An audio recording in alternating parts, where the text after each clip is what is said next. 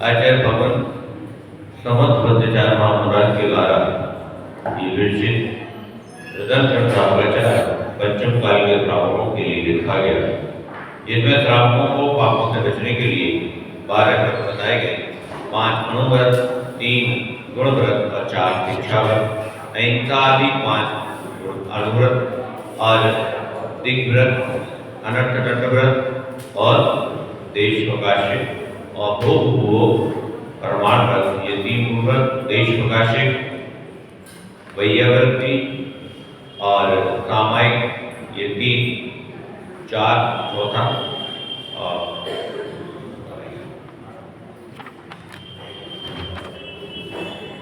देशवकाशिक, भोग प्रमाण, अनर्थदंड,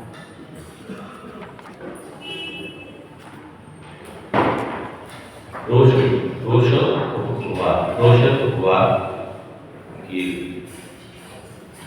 4 शिक्षा बताए गए, जिसमें हम वैयावर्ती के बारे में यहाँ पर अध्ययन कर रहे हैं कि वैयावर्ती किसे कहा गया। आचार्य भगवान ने यहाँ पर बताया, दान देते समय पात्र का विचार करना आवश्यक है, इसलिए पात्र का विचार करते हुए आचार्य ने 3 विशेषण दिए कि जिसको आप दान दे रहे हैं वो तपोन बनाए, गुण में दे और अग्रहाय करना। पात्र वही हो सकता है जो तपस्या करने वाला है, निरंतर तपस्या में लीन है, आत्म साधना में लीन है, गुण में दे यानी समय दर्शन आदि रत्नों से परिपूर्ण है, और अग्रहाय जो जिसके पास अपना कुछ भी नहीं है, घर नहीं है, कोई भी परिग्रह नहीं है। दान देते समय यही एक उद्देश्य होना चाहिए कि जिसे हम दान दे रहे हैं ऐसे साधु की हमारे दान के द्वारा तरह में वृद्धि हो, इनके धर्म में वृद्धि हो, और जिस कार्य के लिए ये मुनि महाराज बने हैं इनकी भावना है, इनकी जो उसका उद्देश्य है वो उद्देश्य पूर्ण हो। इसके सिवाय अपने दान में कोई भी भाव नहीं लाना चाहिए कि हम मुनि महाराज आदि को आहार करा रहे हैं या सेवा कर रहे हैं या विहार करा रहे हैं तो हमारे पास धन धान्य की वृद्धि होगी, हमारे पास खूब सारे पैसे आएंगे, व्यापार अच्छे से चलेगा, संतान अच्छी होगी, ऐसा कोई भाव नहीं आना चाहिए। गेहूं में पानी लगाओगे तो भूसे में तो पानी अपने आप मिल जाएगा। वही यहाँ पर उद्देश्य है। जब इतने अच्छे मन से आप कार्य करेंगे तो ये वस्तुएं तो गौण है, साधारण है, ये तो सदैव ही मिलने वाली है, इसलिए इनका प्राप्त करने का भाव नहीं होना चाहिए मन में।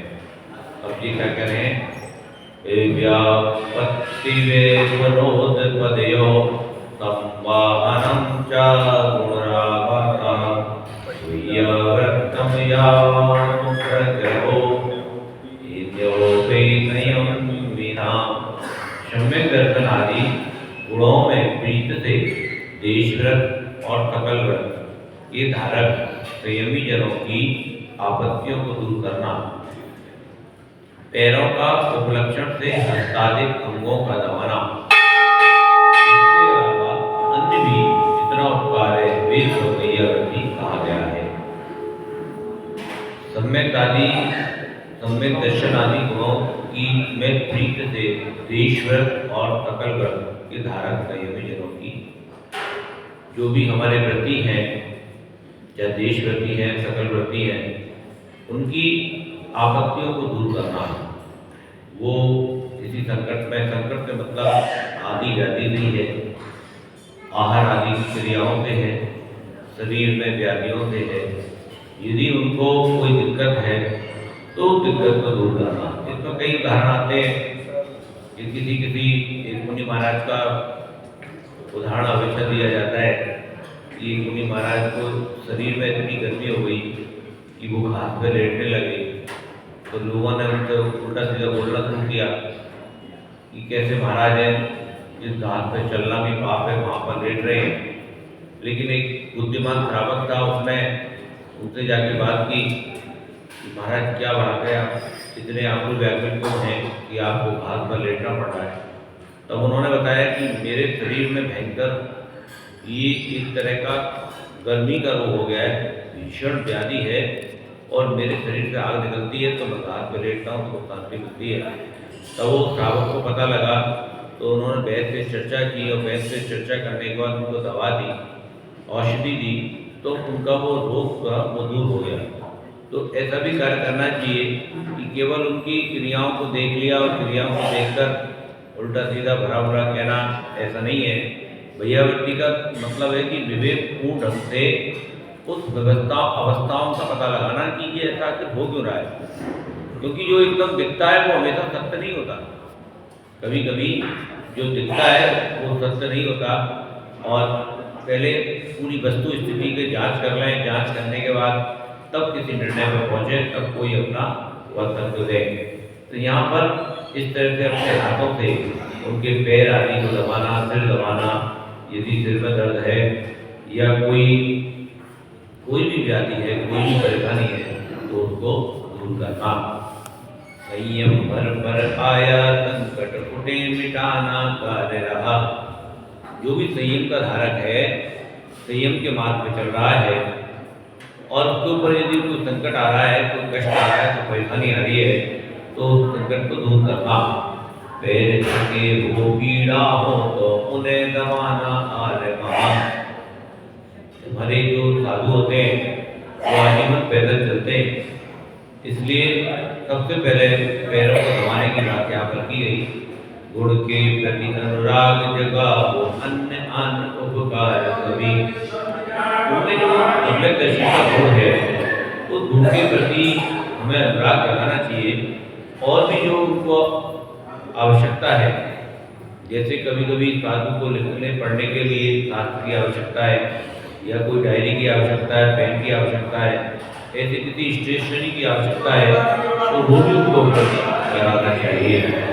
भैया व्रत लाता है बहु पार सही। निश्चित भैया व्रत करैया दो नियचे भवदीप तरैया।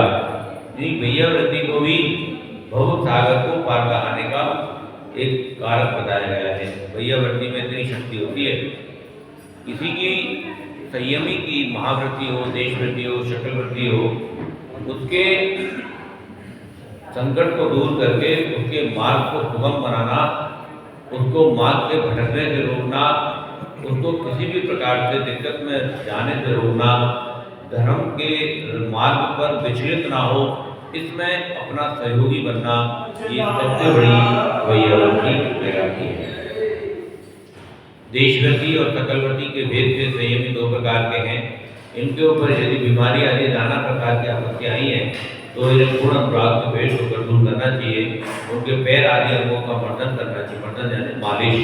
इसके सिवाय और भी जितनी कुछ समय सेवाएं और भी समय का अनुकूल समय लगे कि इनको ये दिक्कत है, तो वो दिक्कत जाननी चाहिए और उसको दूर करना चाहिए। ये तो भैयाव्रति नाम का शिक्षा व्रत है। श्री कृष्ण के लिए ये कथा आती है। श्री कृष्ण जो थे वो विशेष उनके अंदर गुण था कि जितने भी जो असाध्य रोग के साधु थे या रोगी साधु थे, वो उनको ऐसा ज्ञान था कि वो औषधि को लाडू में डालकर, मोदक में मिलाकर और वो मोदक आहार में देते थे। इससे साधु की बीमारी दूर हो जाती थी। और उसी गुण के कारण उन्होंने नेमिनाथ भगवान के नमोधरण में जाकर उनके पास में उनका इतना पुण्य का संचय हो गया कि उन्होंने तीर्थंकर प्रवृत्ति का बंद कर दिया। तो ऐसा केवल भैयाव्रति से ही संभव कर लिया उन्होंने। तो ये यहाँ पर बताया चाहिए। ये भैयाव्रत व्यवहार अथवा किसी दृष्ट फल की अपेक्षा से ना होकर मात्र गुण अनुराग अथवा भक्ति के बल से की जाती है। ये किसी ऐसा सोचकर हमें भैयाव्रति नहीं करनी चाहिए कि महाराज की भैयाव्रति कर रहे हैं तो हमें बहुत ज़्यादा लौकिक सुख मिलेगा या हमारी इंद्रियों को सुख देने वाली वस्तुएं मिलेगी, बल्कि ऐसा भाव आना चाहिए कि हे भगवान, जो गुण आपके अंदर हैं वो गुण हमारे अंदर भी आ जाएं। कैसे? जो गुण आपने धारण किए हैं, जो संयम का मार्ग आपने धारण किया है, ऐसा संयम का मार्ग मुझे भी प्राप्त हो, ऐसी मंगल भावना उस संयम के प्रति हमारी होनी चाहिए। इसके अलावा और कोई भी भाव आप नहीं आने चाहिए। बोले शांतिनाथ भगवान की जय हो। वाणी के ज्ञान से मुझे लोग वाणी मत करो भूलो ये जिनवाणी वाक्य बोध बोध जो तेरे चरण देव जो अरिंद को उड़ बोले जिनवाणी माता की जय। पंच परमेष्टि भगवान की जय।